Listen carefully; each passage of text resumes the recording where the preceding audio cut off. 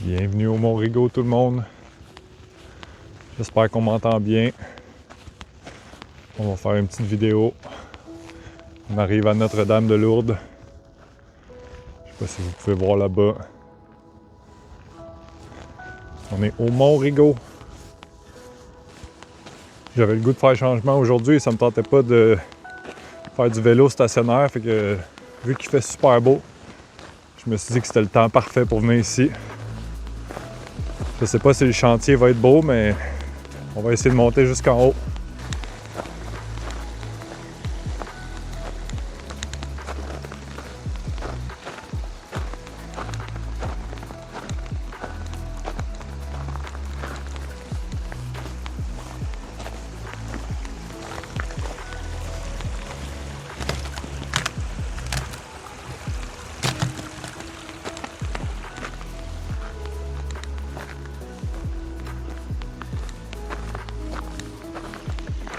Là, en fait, je viens de tomber face à face avec un renard, puis il s'est sauvé dans le bois, puis là, j'ai été capable de le filmer un petit peu, mais il est loin.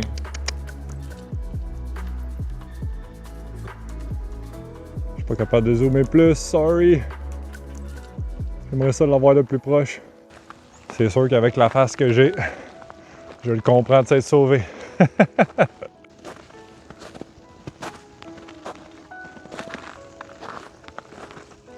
C'est tellement une belle place. C'est juste plate que ça soit tout de la glace comme ça, c'est un peu dangereux.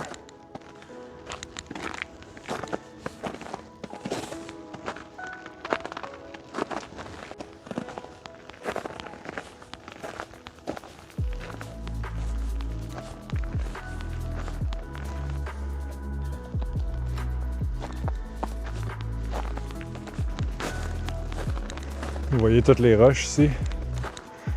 On arrive au premier champ de patates.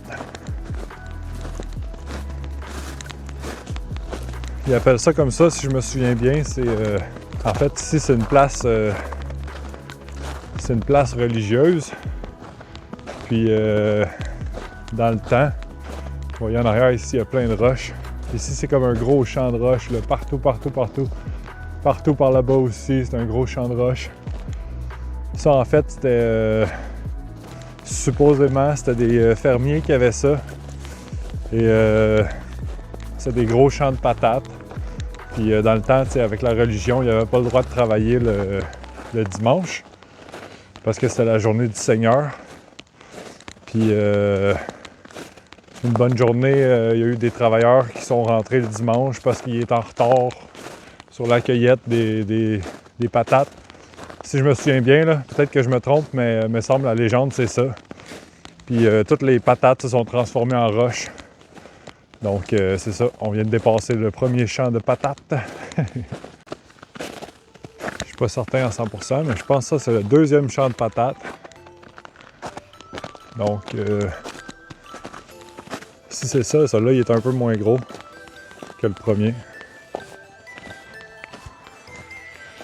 Quand même, c'est assez gros quand même. C'est vraiment beau. Ça fait vraiment du bien de marcher dehors, à l'extérieur. Il fait pas trop froid. Juste assez pour que ma bouche elle gèle. Une chance, j'ai amené mon cache-cou. En marchant, je viens de me souvenir d'une histoire. Quand j'étais plus jeune, moi et deux de mes amis, on était venus dans ce bois ici. Puis c'était le soir, on avait bu un peu. Un de mes amis restait proche d'ici. Puis un de mes amis nous dit « Hey, je connais tellement le bois ici, je connais un raccourci pour monter jusqu'en haut. » Fait que, en tout cas, la tombée de la nuit était déjà arrivée. Hop.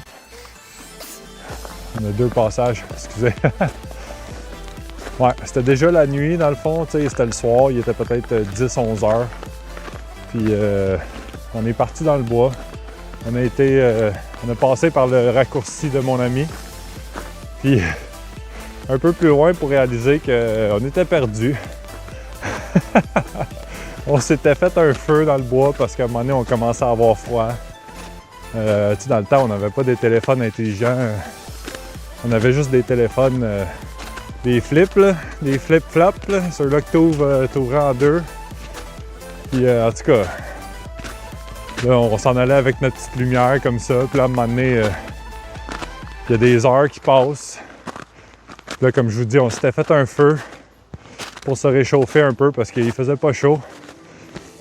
Puis après ça, regardez ça comment c'est beau, excusez. C'est vraiment écœurant, là. Super belle place. Puis c'est ça, finalement, on a passé plusieurs heures dans le bois. À un moment donné, le téléphone de Hermar, il n'y a plus de batterie, donc on est les trois sur le même téléphone à essayer de s'éclairer. Après ça, l'autre téléphone meurt. Finalement, on a tourné un peu en rond dans le bois. Puis on est sorti aux petites heures du matin, il commençait à faire clair. Fait qu'on a passé toute la nuit dans le bois. Fait que c'est ça. C'est ça ma petite anecdote. On est sorti vivant. C'est ça l'important. Checkez ça. Regardez ça la vue ici. C'est hyper beau. Vraiment là. On voit super loin.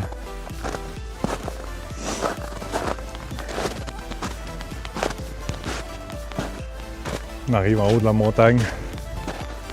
On peut voir d'ici la croix. Oups. Une petite cabane aussi ici. Je sais pas si on peut toujours monter dedans. Il y a souvent des jeunes qui ont fait du vandalisme après cette cabane-là. Donc, à un moment donné, ils avaient arrêté complètement de la rénover.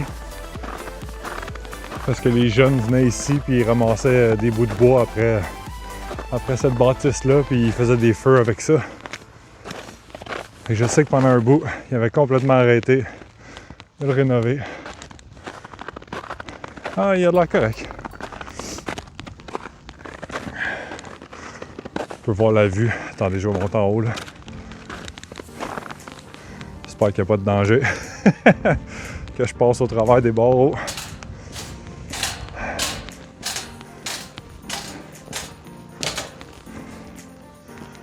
Et voilà. Et voilà. Superbe vue. On peut voir toute la ville de Rigaud. D'ici, on peut voir pas mal plus loin que la ville de Rigaud même. Wow! C'est tellement une belle place. Tellement une belle place. On peut voir les champs par là-bas à perte de vue. Vraiment débile. Je suis le roi du monde! Bon. C'est assez, là. C'est le temps de redescendre, là. Ah, ça fait du bien. Ça m'a pris... Ah, ça fait environ 25 minutes. 25 minutes que je monte. C'est malade. C'est tellement une belle place. Je suis content d'avoir décidé de venir ici. J'ai le nez long bien rouge. Il est en train de geler. Ah non, c'est vraiment beau. Je viens pas souvent, mais j'adore ça venir ici. Je trouve que c'est tellement une belle place. Bon, mais sur ce, on se revoit en bas.